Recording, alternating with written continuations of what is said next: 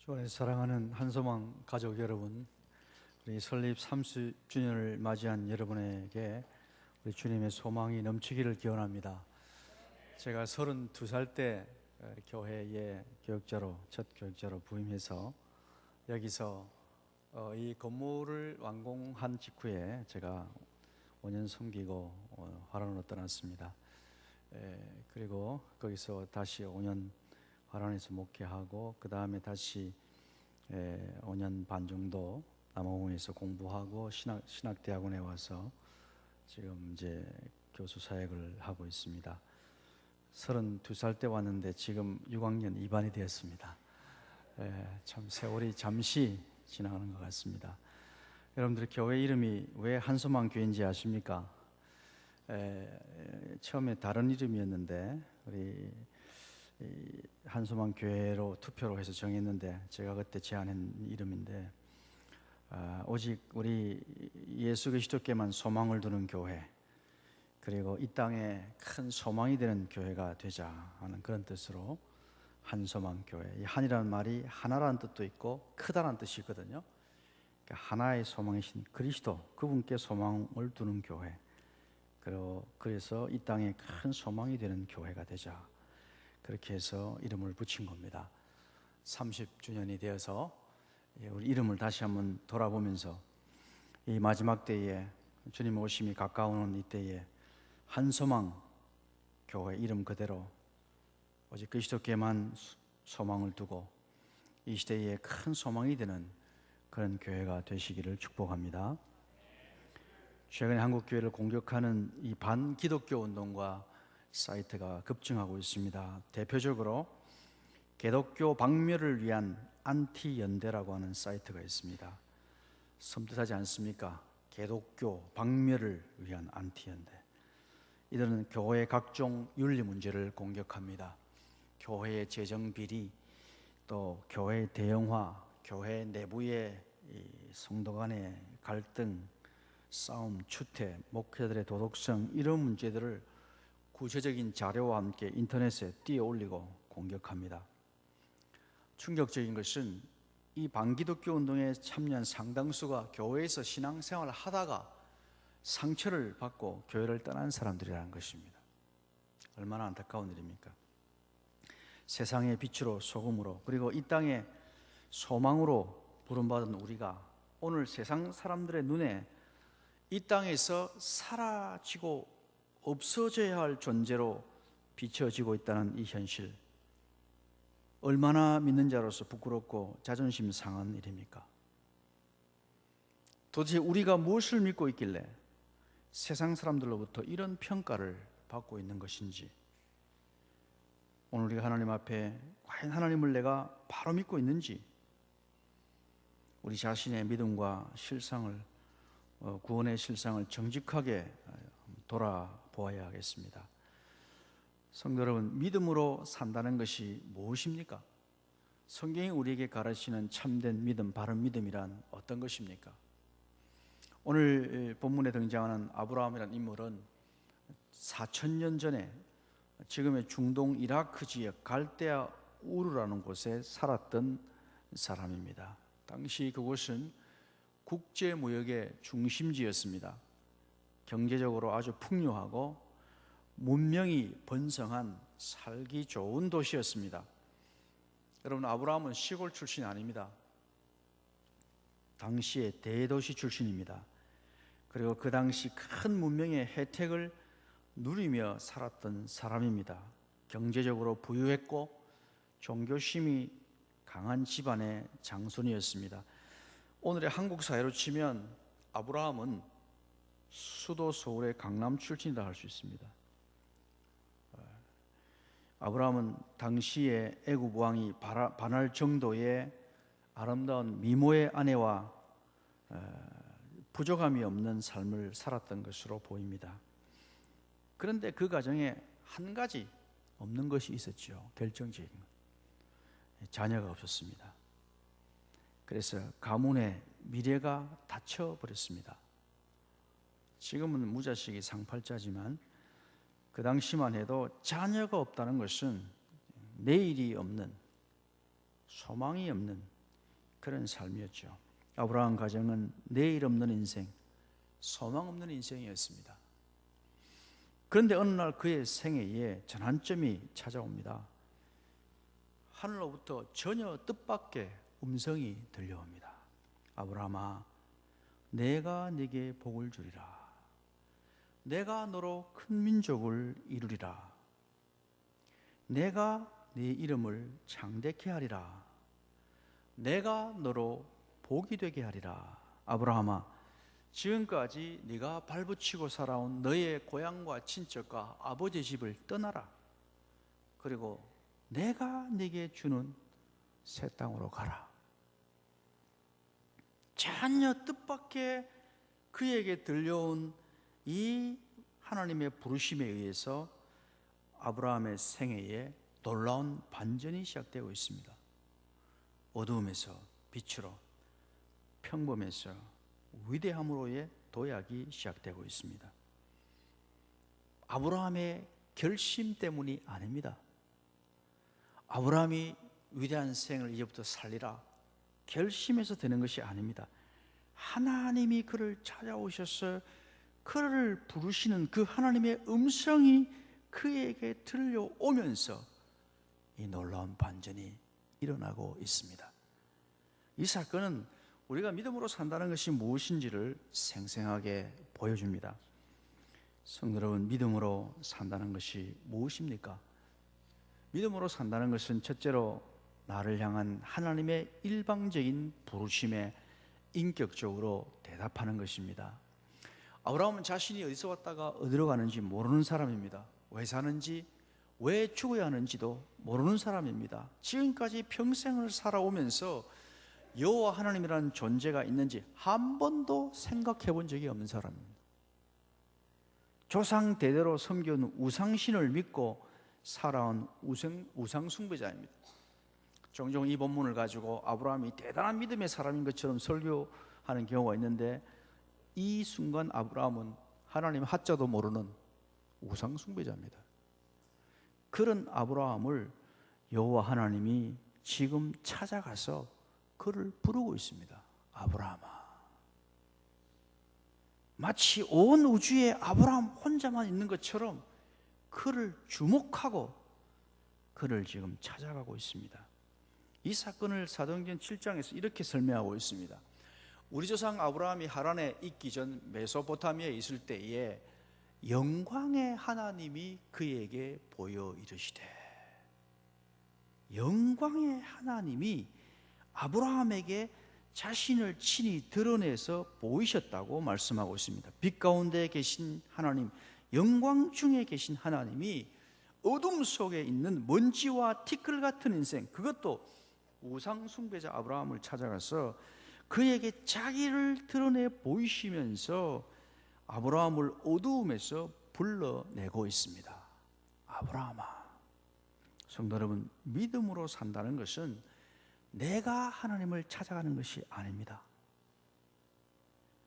나를 먼저 찾아오셔서 나를 일방적으로 부르시는 하나님의 말씀에 내가 인격적으로 반응하는 것입니다. 물론 우리는 스스로, 우리 인간은 스스로 하나님을 알 수도 없고 하나님을 찾을 수도 없는 어두운 존재입니다. 얼마나 우리가 어두운 존재인가 하면 빛이 오기까지 내가 어두움인 것도 모르는, 그 사실도 모르는 정도로 어두운 존재입니다. 빛이 우리에게 빛이 와서 비출 때 비로소 내가 어두운 존재임을 고백하는 그런 존재입니다. 영광의 하나님이 이처럼 어둠 속에 매여있는 나를 찾아와서 내 이름을 불러주실 때, 하나님을 찾을 수도 없고 찾을 만한 자격도 없는 나를 일방적으로 찾아오셔서 내 이름을 불러주실 때 그 부르심에 예라고 대답하는 것이 믿음입니다. 이 대답과 함께 믿음의 여정이 시작됩니다. 온 우주에 충만하신 영광의 하나님과 먼지와 티끌 같은 나 사이에 너와 나라고 하는 인격적인 관계가 시작됩니다.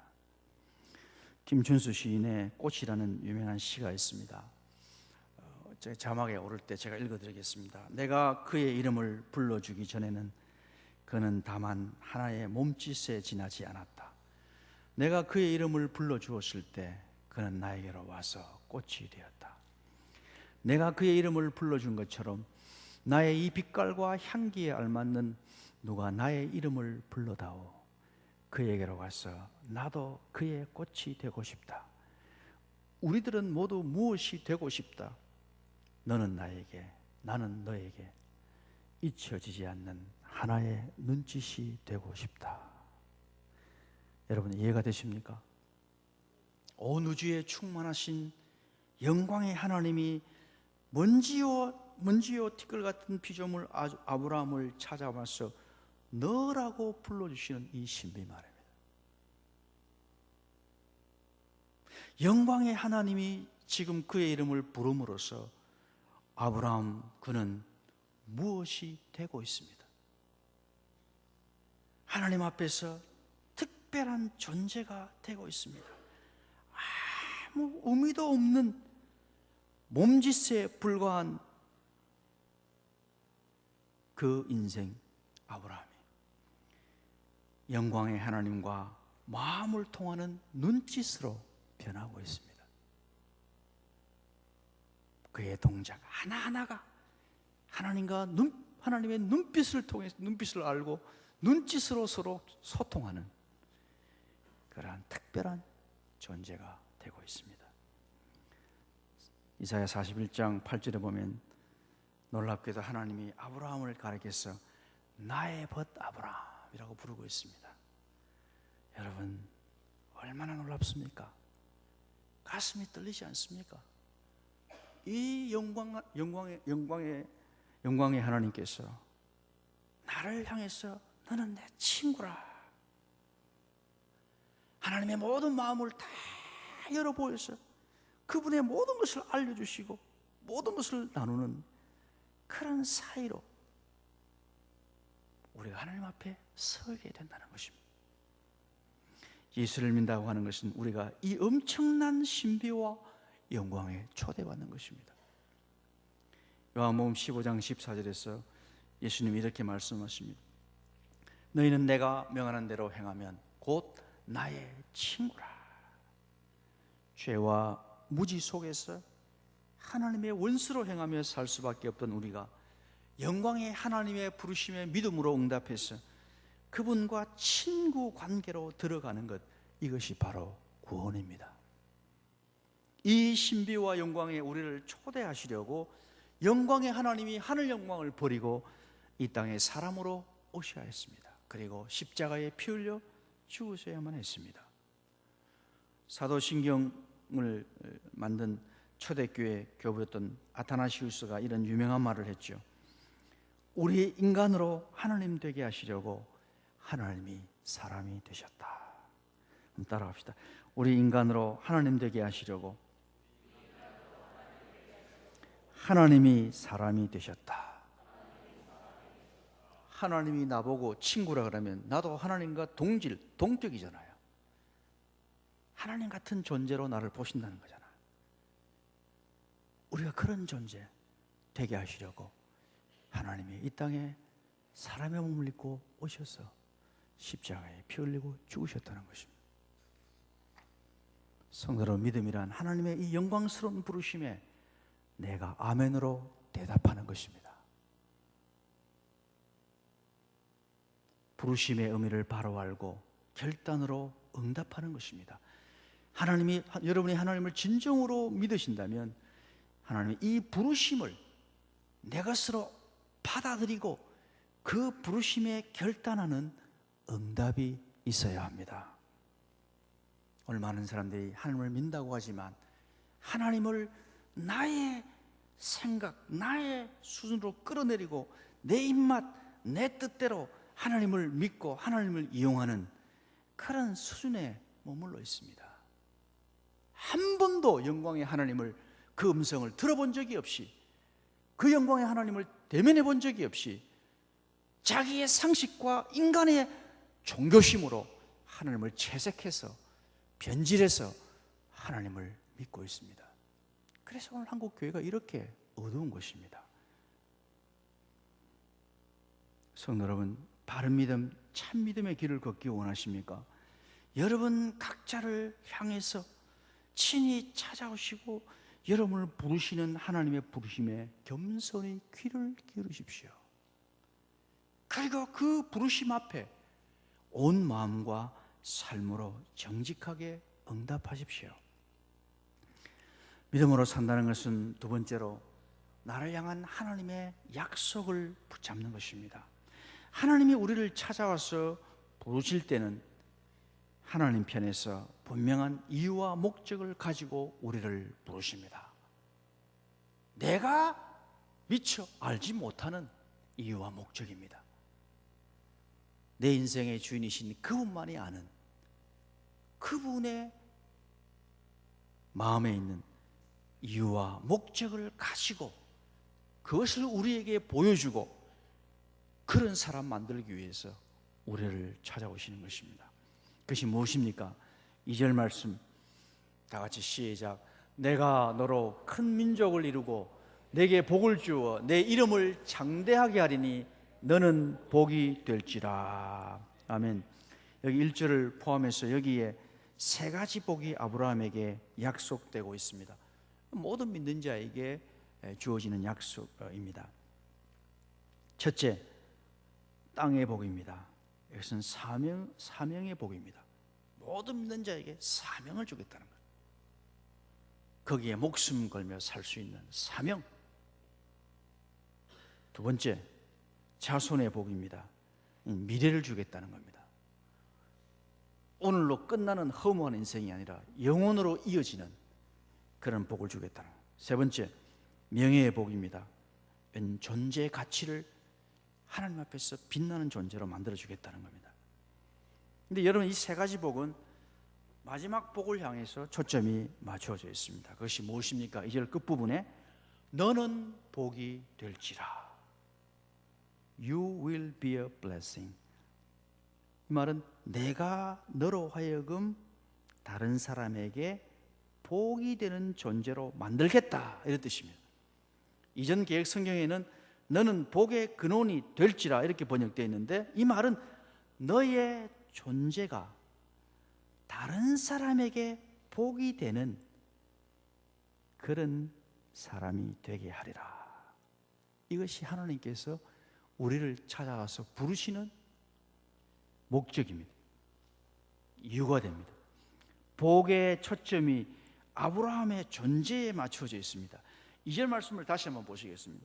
내가 너로 큰 민족을 이루고 내게 복을 주어 내 이름을 장대하게 하리니 너는 복이 될지라. 여기에 주목할 단어가 큰 민족 할 때 큰이라는 형용사와 내 이름을 창대하게 하리라 하는 동사인데요, 이 두 단어 어원이 똑같습니다.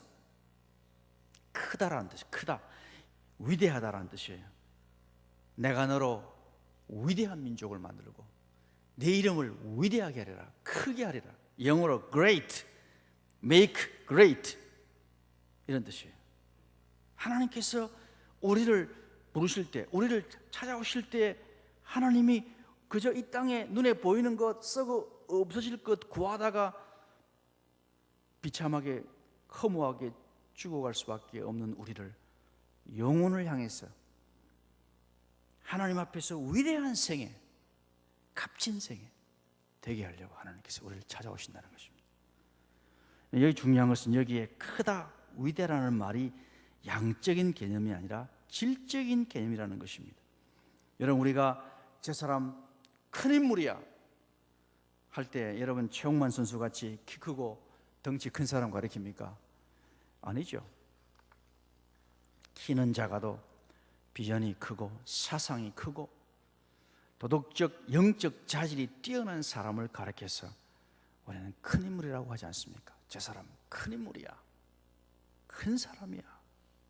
여기에 큰 민족을 이루라 할 때 이 큰 민족도 같은 개념이에요.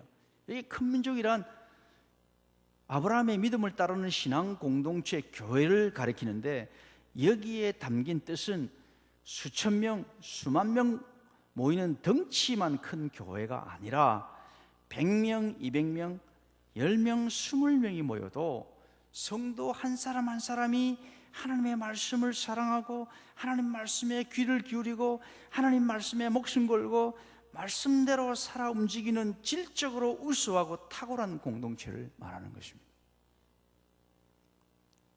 저 교회는 큰 교회야 할 때 사이즈 큰 교회가 아니라는 거예요. 저 교회 성도들은 예수 그리스도를 위해서 목숨 바치는 성도들이야. 10명 모여도 큰 교회인 거예요.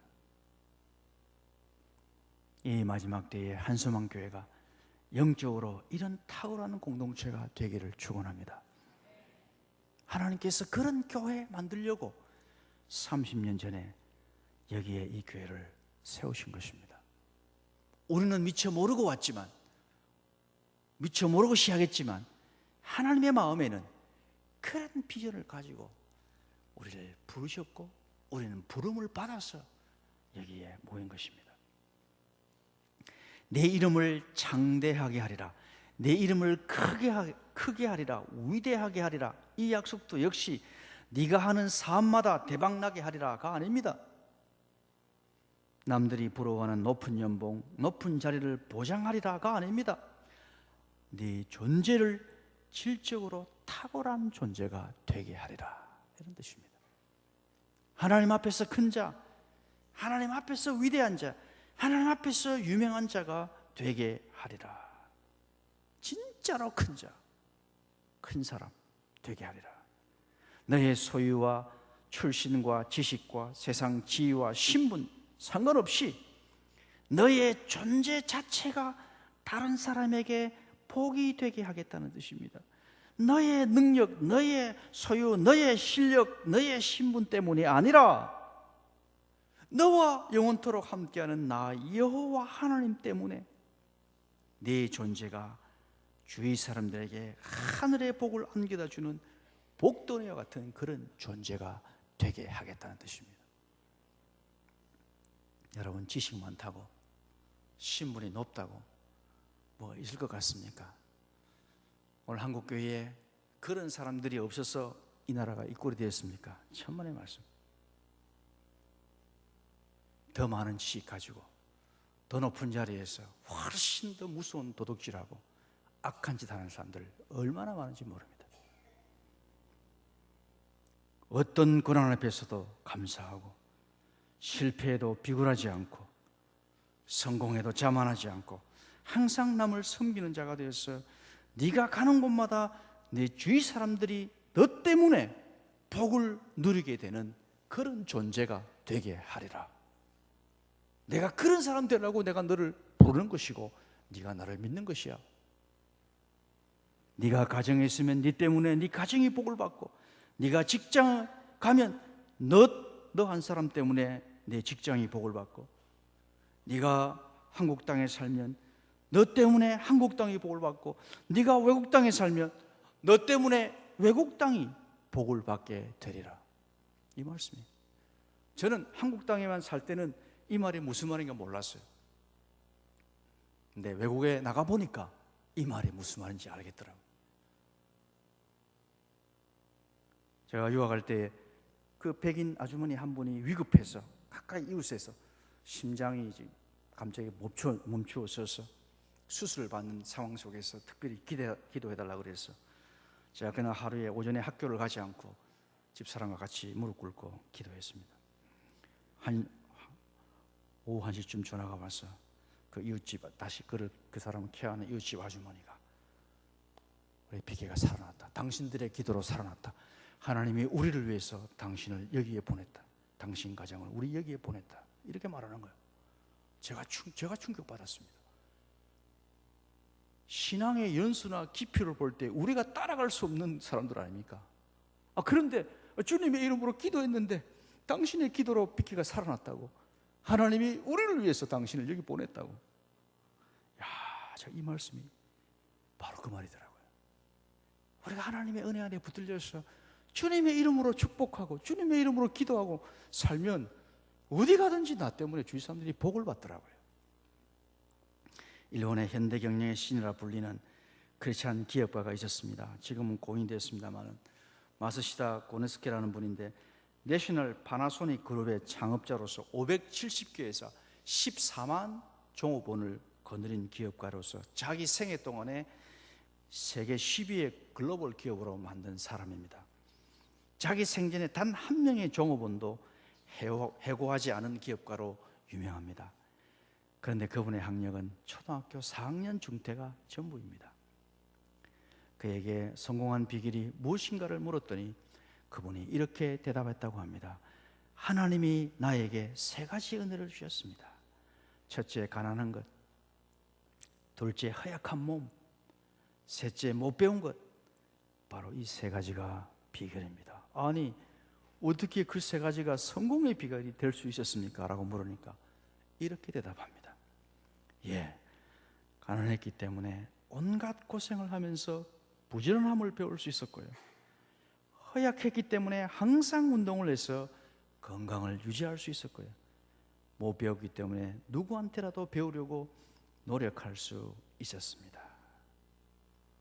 이분은 하나님을 만나고 그를 믿은 이후에 그 믿음 때문에 남들이 저주라고 생각하는 조건들, 가난, 허약한 건강, 못 배운 것을 오히려 하나님이 주신 복으로 깨닫는 그런 존재가 됐습니다. 사람이 바뀐 거예요. 세상과 자신을 바라보는 눈이 180도 바뀌어버린 거예요. 세상이 저주라고 하는 곳에서 그는 복을 찾았습니다.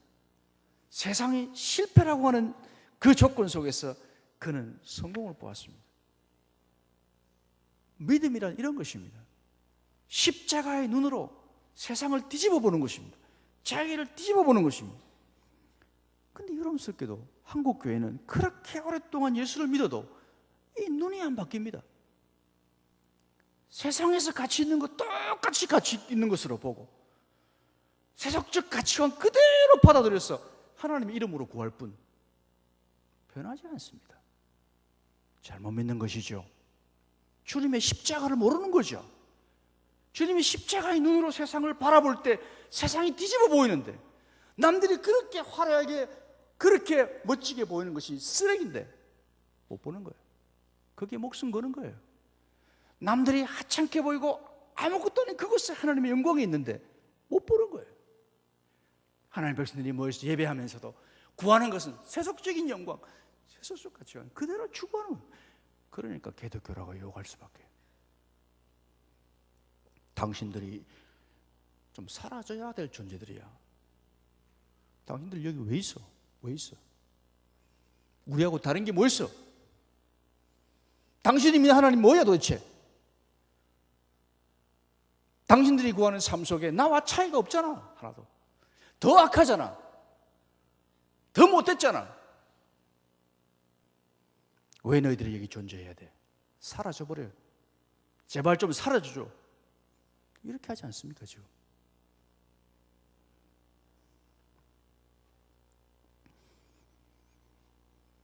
믿음이란 십자가의 눈으로 세상을 뒤집어보는 눈을 소유하는 것입니다. 마스시다 고노스케라는 분은 그러한 믿음의 눈을 가지고 자기가 세운 기업으로 자기만 배불리는 사람이 아니라 주위의 많은 사람들을 복되게 하는 그런 사람이 되었습니다. 여러분, 성도 여러분, 돈이 문제가 아닙니다. 건강이 문제도 아닙니다. 학벌도 문제가 아닙니다. 내가 하나님 앞에 어떤 사람인가가 문제입니다. 하나님 우리에게 약속하신 위대한 복이 바로 이 복입니다. 네가 복이 되리라. 네 존재가 다른 사람에게 복이 되게 하리라. 너의 삶도 너의 죽음까지도 다른 사람에게 복이 되는 그런 존재로 내가 만들리라. 이 위대한 복이 저와 여러분의 복으로 누려지기를 축원합니다. 3절 말씀 다 같이 읽습니다. 시작. 너를 축복하는 자에게는 내가 복을 내리고 너를 저주하는 자에게는 내가 저주하리니 땅의 모든 족속이 너를 인하여 복을 얻을 것이니라 하신지라. 아멘. 하나님이 약속하신 복의 그 영향력과 범위가 어디까지인지를 주목하시기 바랍니다. 하나님의 부르심을 우리가 믿고 따라 나설 때 어디를 가든지 무슨 일을 만나든지 나 여호와가 배후에서 너를 지키고 너를 보호하리라고 약속합니다. 그리고 언어와 문화와 피부색을 뛰어넘어서 이 땅 위에 있는 모든 족속이 너를 통해서 복을 받게 될 것이라고 말합니다. 저는 작년에 TV에서 힐링 캠프라는 프로그램을 우연히 보다가 거기 출연한 한 목사님을 뵙고 엄청난 도전과 감동을 받았습니다. 기도 시간 외에 제가 TV 보면서 이렇게 많이 울어보기는 제 평생의 처음입니다. 설교 들으면서도 이렇게 울어본 적이 없는데 TV 보다가 이렇게 울었습니다. 흐르는 눈물을 주체할 수가 없어서 아내의 얼굴을 피해서 기도실로 달려가서 오랜 시간 동안 펑펑 소리내서 울었습니다. 너무 서러워서. 제가 지금 사택에 살기 때문에 기도실까지 2분이면 달려갈 수 있습니다. 그날의 주인공 차인표 씨가 자신의 멘토라고 소개한 이분은 53세의 이름 없는 개척교회 목사님이었습니다. 교인들 한 20여 명. 제3세계 가나안 나라 어린이 양육 후원 단체 회원인 이분은 자기 생활도 어려운 형편에서 구두를 닦으면서 매월 7명을 후원하신 분이었습니다.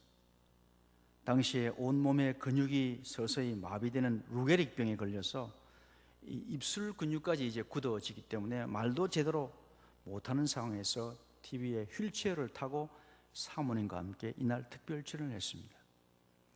그런데 이 두 분이 무대로 나오는데 그 두 사람의 얼굴이 천사의 얼굴 같더라고요. 얼굴에 막 광채가 나더라고요. 저는 그렇게 아름다운 모습 처음 봤습니다.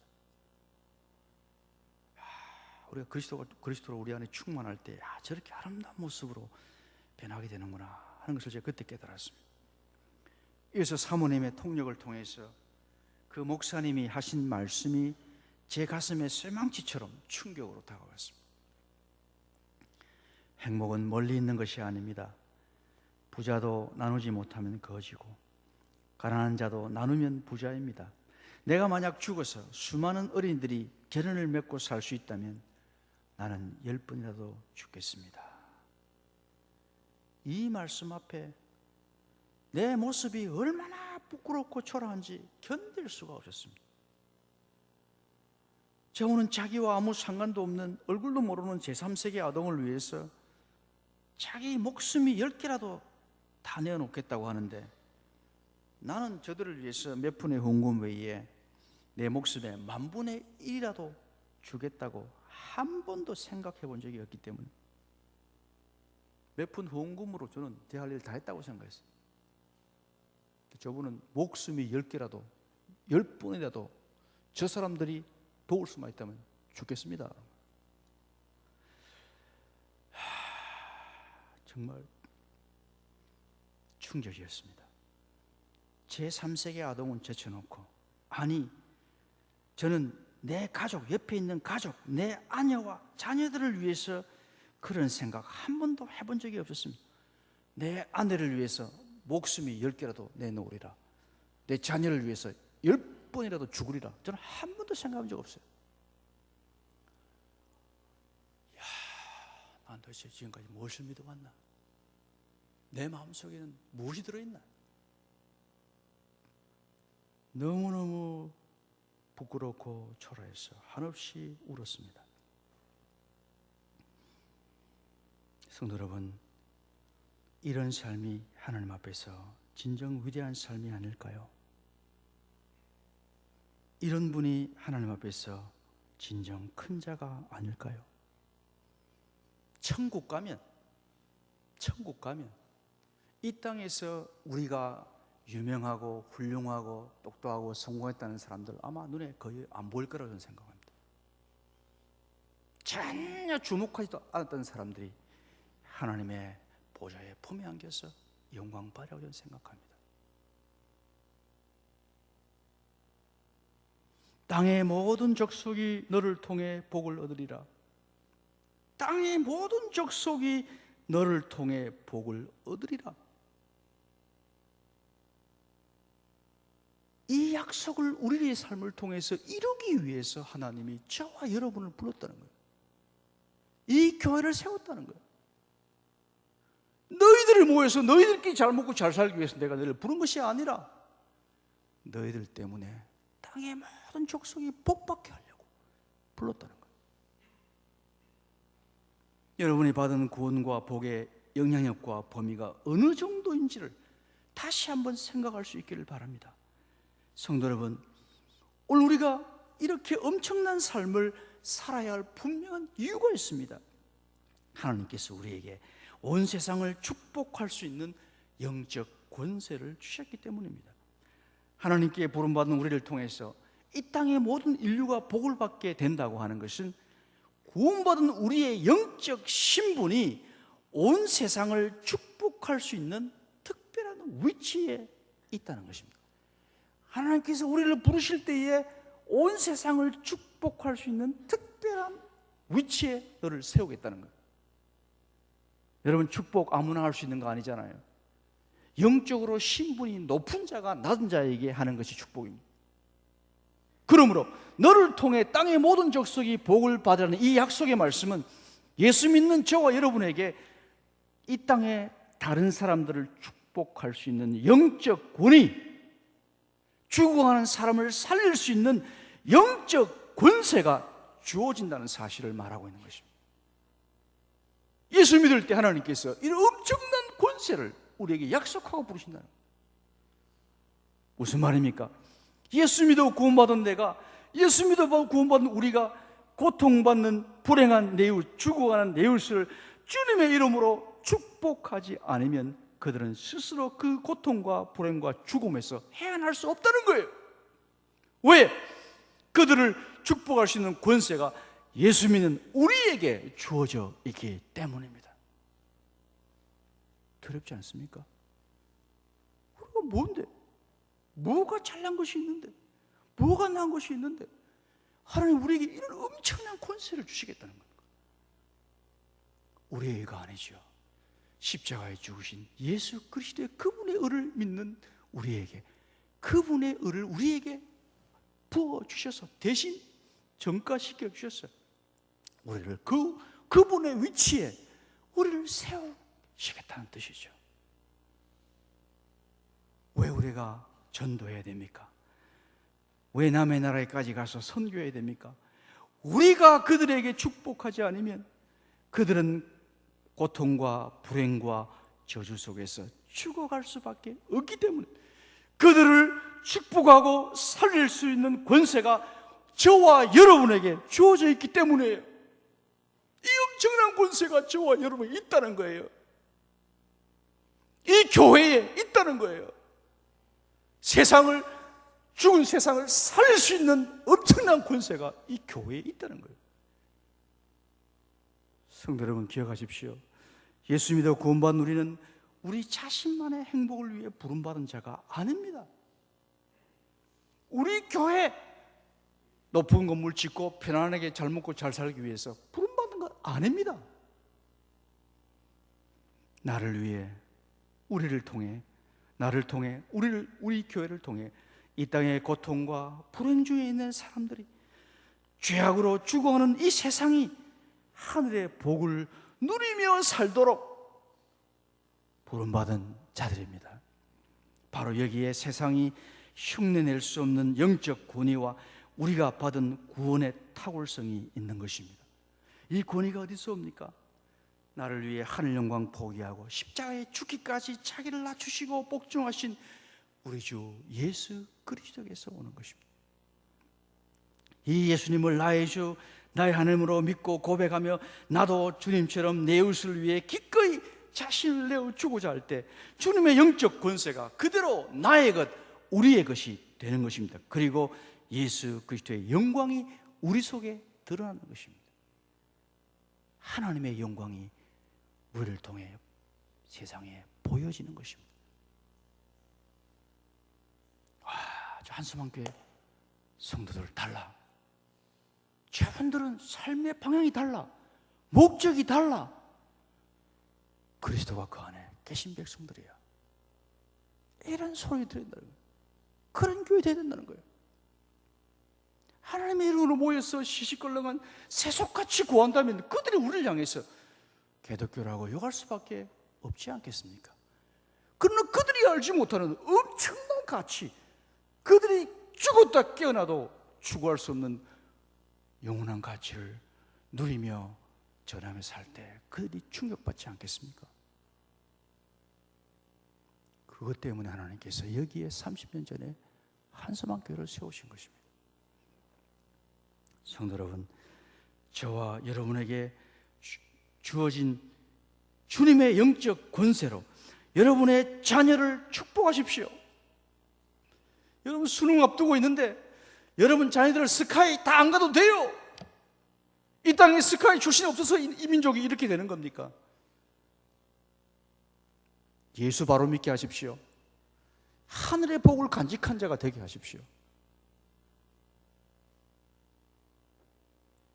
고통받는 여러분의 이웃을 축복하며 기도하십시오. 희망의 빛이 사라져가는 이 사회와 조국과 세계 열방을 축복하면서 기도하십시오. 중보기도 하십시오. 그런 권세가 우리에게 있다고요. 우리가 주님의 이름으로 기도하면 그 기도가 하늘보에 올라가서 이 역사를 움직인다고요. 하나님께서. 여러분이 받은 건강, 물질, 재능, 시간이 다른 사람을 향해 흘러가게 하십시오. 마지막 세 번째로 믿음으로 산다는 것은 부르심이 요구하는 대가를 지불하며 사는 것입니다. 1절 말씀을 다 같이 읽습니다. 시작. 여호와께서 아브라함에게 이르시되 너는 너의 고향과 친척과 아버지의 집을 떠나 내가 내게 보여줄 땅으로 가라. 아멘. 하나님께서 아브라함을 찾아와서 부르시면서 네가 복이 되리라, 너를 통해 땅의 모든 족속이 복을 얻으리라 하는 이 약속과 함께 지금 아브라함에게 중요한 명령을 하고 있습니다. 하나님의 이 약속과 이 명령은 같이 가는 겁니다. 이 약속이, 이 명령이 무엇입니까? 너의 고향과 친척과 아버지 집을 떠나라 하는 것입니다. 왜요? 지금까지 하나님 없이 살아왔던 옛 삶의 방식과 자리를 떠나지 않고 그 자리에 그대로 머물러 있어서는 하나님이 그에게 주시고자 하는 그 위대한 복이 결코 자신의 것이 될 수 없기 때문입니다. 성도 여러분, 기억하십시오. 하나님의 부르심에는 대가가 요구됩니다. 지금까지 살아오면서 자신도 모르게 내가 붙들어온 내 삶을 향한 내 뜻, 내 생각, 내 야망, 이것을 포기하는 대가입니다. 지금까지 내 인생의 주인 노릇하던 나 자신을 하나님의 말씀 앞에 내려놓는 대가입니다. 나를 부인하지 않고서는 하나님의 부르심에 결코 올바로 응답할 수 없기 때문입니다. 여러분 착각하지 마십시오. 내가 주를 위해서 뭔가를 헌신하고 열심 내고 충성하겠다. 죄송하지만 하나님 안 받습니다. 우리 인간의 마음 깊은 곳에 자기 인정, 자기 영광을 추구하는 부패한 죄성이 우리에게 있기 때문에 십자가를 통과하지 아니한 자기 열심, 자기 충성, 때 묻은 헌신, 주님은 진노하십니다. 오늘 한국교회가 이 모양 이 꼴 된 것은 전부 자기 이름으로 하나님 주신 시간과 건강과 재물을 지 것처럼 해가지고 자기 이름 높이고 영광받고 뭐 하겠다는 겁니까?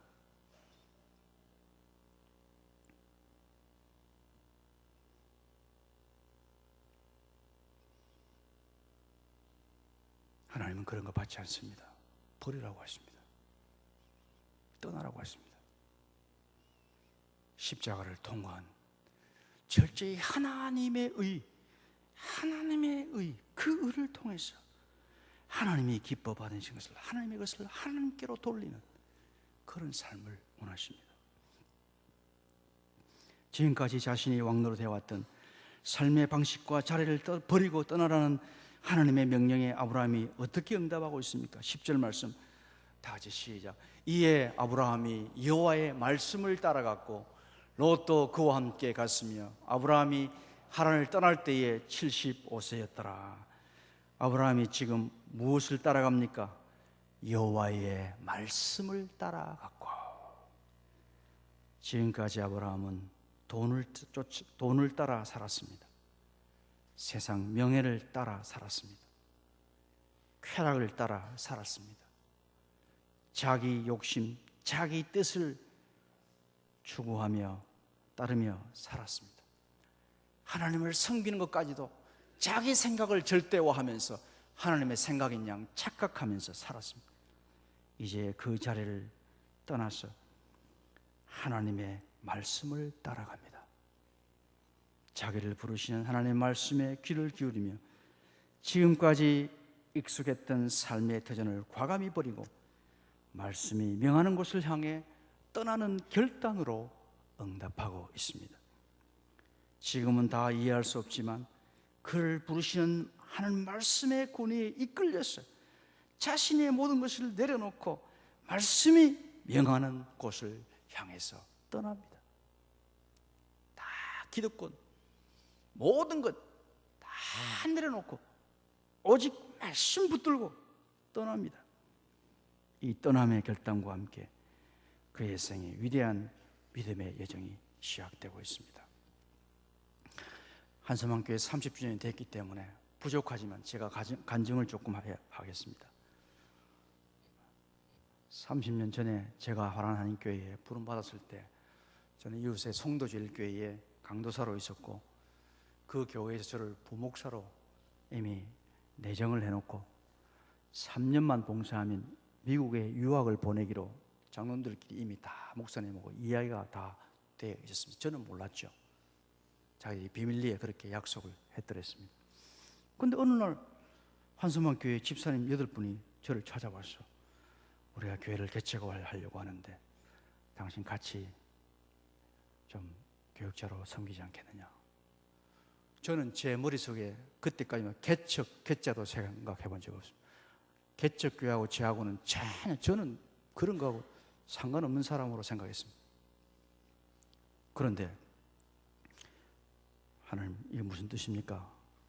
그 다음날 아침에 그 말씀을 묵상하는데 하나님께서 고넬료에게 베드로의 제 아들 보낸 사건을 보여주면서 내가 보낸 자들이다 가라 하시는 거예요. 너무 강력하게 지금 그때 그 묵상했던 상황이 지금도 생생하게 남아있습니다. 가라는 거예요. 가라. 주님 가라면 가야죠. 그래서 제가 당에 찾아가서 제가 가기로 저는 개척교회 하나님께서 가라고 해서 가야 되겠습니다.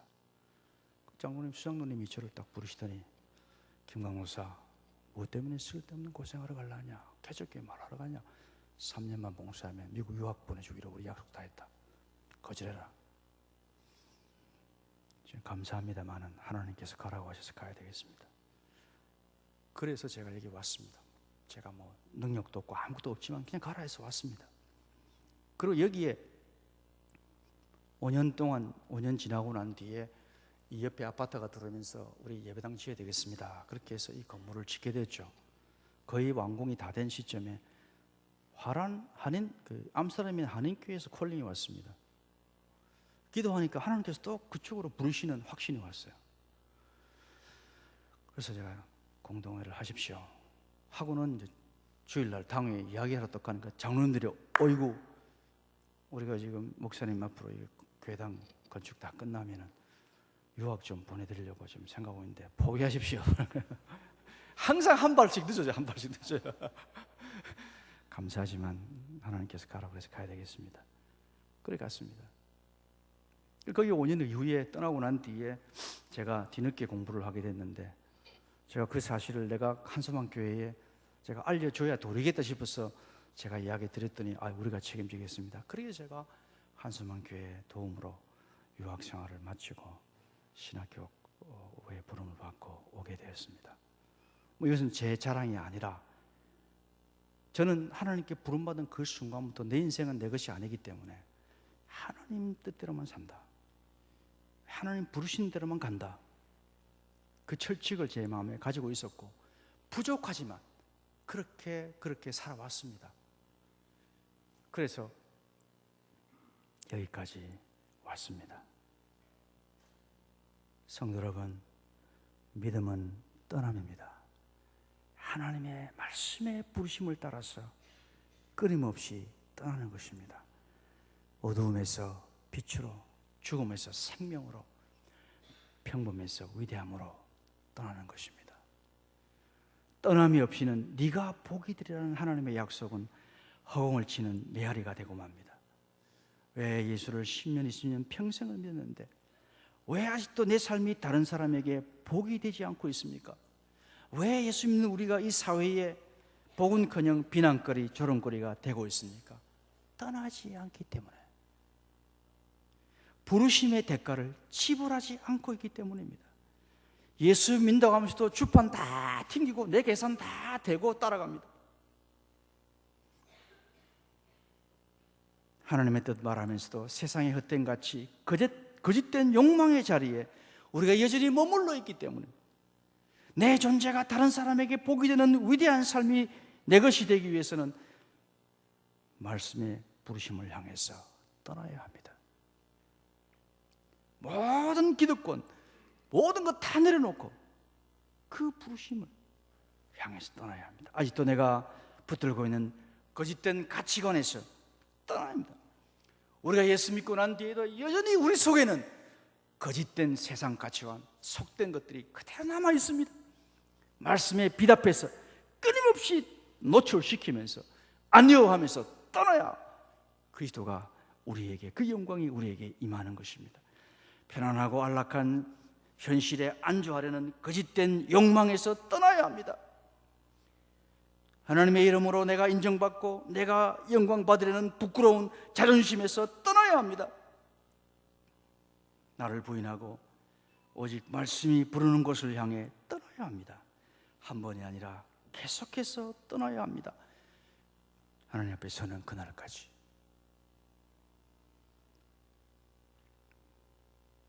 그렇습니다. 믿음이란 하나님의 약속 성취를 향한 끊임없는 여정입니다. 처음 부름받는 그 순간부터 주님 앞에 서는 그날까지 말씀의 부르심을 따라 계속해서 떠나는 순례입니다. 저는 3년 지나면 은퇴합니다. 하나님께서 나를 어디로 부를지 기다리면서 기도하고 있습니다. 하나님 부른 대로 저는 갈 겁니다. 우리의 믿음이 언제 부패합니까? 배부르고 풍요할 때, 내 마음 내 뜻대로 모든 것이 잘 나갈 때입니다. 그럴 때 우리는 신앙의 여정을 포기합니다. 여기가 좋사오니 하면서 현실에 안주하기 시작합니다.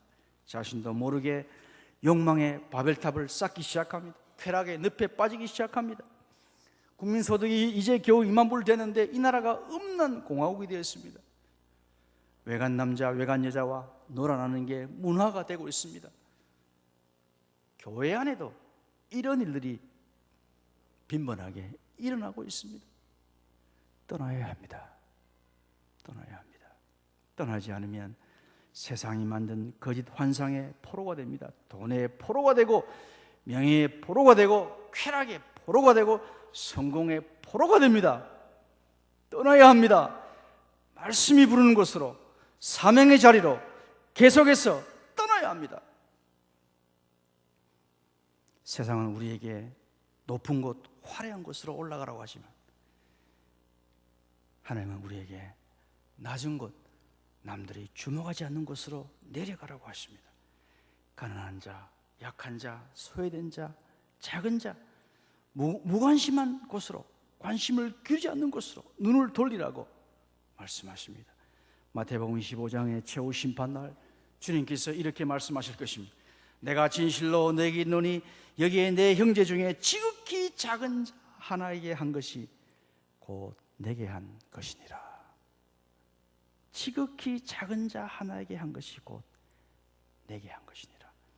설립 30주년을 맞이하는 한수망 교회가 하나님이 이끄시는 낮은 곳으로 끊임없이 향하는 교회가 되기를 축복합니다. 말씀을 맺습니다. 우리 자신의 믿음을 한번 돌아보십시다. 지금까지 나는 어떤 믿음으로 살아왔는가? 예수 믿는 나 때문에 오늘 내 가정, 내 이웃, 주위 사람들이 어떤 복을 누리고 있는가? 30년 전 여기에 세움받은 한소망 교회 때문에 이 지역사회, 이 민족이 오늘 어떤 복을 누리고 있는가? 세계 열방이 어떤 복을 누리고 있는가? 아브라함아, 너의 고향 친척 아비 집을 떠나 내가 내게 주는 땅으로 가라. 내가 너로 큰 민족을 이루리라. 네가 복이 되리라. 너를 통해 땅의 모든 족속이 복을 얻으리라. 성도 여러분, 이 시간 하나님의 이 거룩한 부르심에 아멘으로 대답하시기 바랍니다. 여러분의 삶을 향한 하나님의 그 위대한 약속을 자신의 것으로 굳게 붙잡으시기 바랍니다. 이제 내가 주인된 삶의 자리, 평범함에서 떠나서 말씀이 약속하시는 위대함으로 나아가기로 이 시간 결단하시기 바랍니다. 여러분 각자와 이 한소망 교회를 통해서 여러분의 이웃과 이민족과 나아가 세계 열방이 하늘의 복을 누리는 위대한 생애가 이제 시작될 것입니다. 기도하겠습니다.